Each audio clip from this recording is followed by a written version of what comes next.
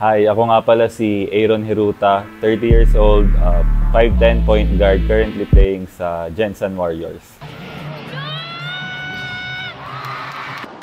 4-2 now.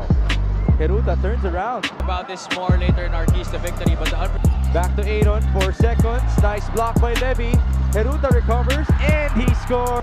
it's really head-to-head here as we approach the national finals.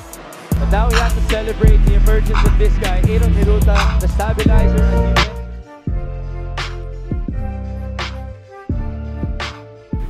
Disiplina sa sarili, iwas sa bisyo, yun yung mga natutunan ko growing up na nakuha ko sa basketball na laging tinuturo ng mga coaches ko elementary pa lang.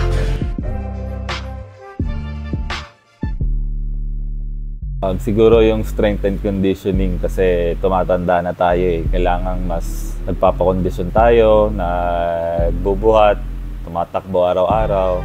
And syempre, dapat yung kinakain natin is yung mas healthy na habang tumatanda.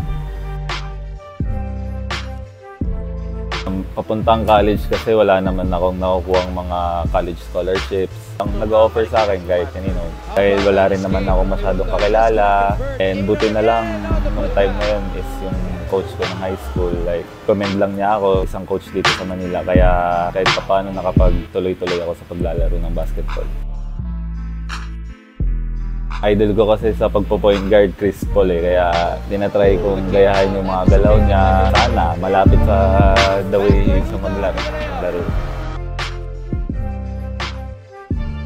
Nung bata ako eh, nagba-varsity na kasi ako eh. So, lagi pag may sinasabi yung coaches ko na mali kong ginagawa, kinakorek nila ako, lagi ko lang sinusunod yun.